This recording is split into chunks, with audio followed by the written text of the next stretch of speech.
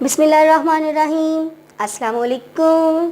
ہم پڑھ رہے ہیں مطالعہ پاکستان جماعت ناہم کی کتاب کا باب نمبر 2 تحریک پاکستان اور پاکستان کا قیام۔ اس سلسلے میں آج یہ ہمارا لیکچر نمبر 14 ہے۔ ہمارے آج کے جو ٹاپک ہے جس پہ ہم نے بات کرنی ہے وہ ہے پہلے وزیر اعظم کی حیثیت سے لیاقت علی خان کی خدمات اور کارنامے۔ پاکستان کے پہلے وزیر اعظم لیاقت علی خان قائد اعظم محمد علی جناح کے دستے راست رہے یعنی کہ سیدھا ہاتھ، ان کے ساتھ ساتھ ہر کام میں شامل، ہر اچھے مشورے میں ان کا حصہ تھا، اور سیاسی طور پہ بھی انہوں نے قائد اعظم کے نظریات کو بہت زیادہ تقویت پہنچائی تھی۔ پنجاب میں جب قیام پاکستان کے فوراً بعد ابتدائی مسائل پیش آئے، ان میں ایک مسئلہ مہاجرین کی آباد کاری کا بھی تھا۔ تو جب پنجاب میں مہاجرین کے سیلاب کو سنبھالنا بہت بڑا اور مشکل مسئلہ نظر آ رہا تھا، تو قائد اعظم محمد علی جناح کی رہنمائی پہ، ان کی ہدایت پہ لیاقت علی خان نے پنجاب مہاجر کونسل کے چیئرمین کی حیثیت سے مہاجرین کی آباد کاری کی اور انہیں ضروریات زندگی فراہم کرنے کے لیے ان تمام کاموں کی نگرانی بھی کی۔ قیام پاکستان کے بعد بھارت میں مسلمانوں سے سخت نفرت کے باعث ہندو مسلم فسادات معمول بن چکے تھے۔ آپ نے پنجاب میں مسلمانوں کا قتل عام رکوانے کے لیے پنڈت جواہر لال نہرو کے ساتھ مل کر سرحدی علاقوں کا دورہ کیا اور انسانی خون بہانے کی مکروہ حرکت کو منع کیا اور اسے باز رہنے کی اپیل کی۔ انتظامی ڈھانچے کی تشکیل، معاشی زندگی کی بحالی، بجٹ کی تیاری، کشمیر کی جنگ، داخلی انتشار پہ کنٹرول اور بھارت کی سازشوں کے خلاف دفاع سمیت تمام درپیش مسائل میں قائد اعظم قوم اور حکومت کی رہنمائی کرتے تھے، لیکن ان فیصلوں کو عملی جامہ پہنانے کی ذمہ داری وزیر اعظم لیاقت علی خان ہی پر عائد ہوتی تھی۔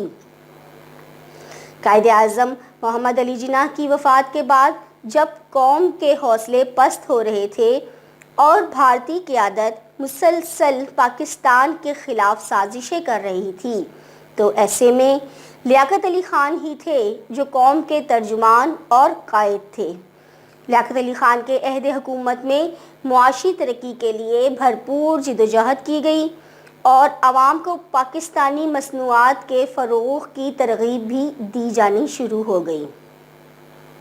آپ نے 1949 میں اسمبلی سے قرارداد مقاصد منظور کروائی اور نئے آئین کی تیاری کے سلسلے میں بنیادی اصولوں کی کمیٹی بنائی۔ آپ نے 1950 میں امریکہ کا دورہ کیا اور اپنی تقریروں میں امریکہ کے عوام اور قائدین کو پاکستان کے قیام کے پس منظر سے آگاہ کیا۔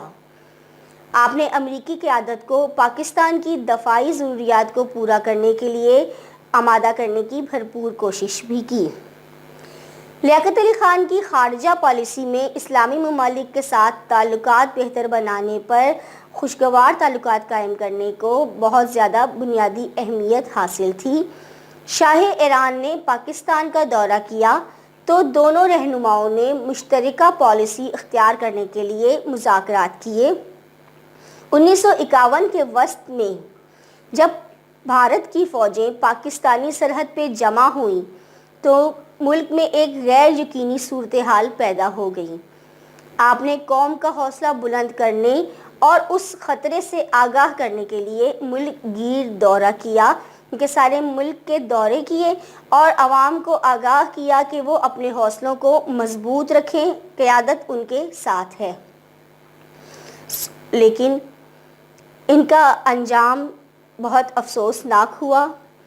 16 اکتوبر 1951 میں راول پنڈی میں کمپنی باغ میں اس وقت لیاقت علی خان کو گولی مار کر شہید کر دیا گیا جب آپ ابھی خطاب کے لیے کھڑے ہی ہوئے تھے، اور آپ کی زبان پہ آخری الفاظ یہ تھے کہ یا اللہ پاکستان کی حفاظت فرما۔ قوم نے لیاقت علی خان کو ان کی عظیم خدمات پر قائد ملت کا خطاب دیا اور کمپنی باغ کو لیاقت باغ کے نام سے موسوم کر دیا گیا۔ ہمیشہ قوم نے آپ کی ملی خدمات اور جذبات کا اعتراف کیا ہے۔ لیاقت علی خان کو قائد اعظم کے پہلو میں مزار قائد کراچی میں دفن کیا گیا ہے۔ قوم ہمیشہ اس عظیم لیڈر کی قربانیاں، ان کی خدمات یاد رکھے گی۔ اب تک کے لیے اتنا ہی۔ انشاءاللہ اگلے لیکچر میں آپ کو اگلے آنے والے عنوانات کا بتاؤں گی۔ اللہ حافظ۔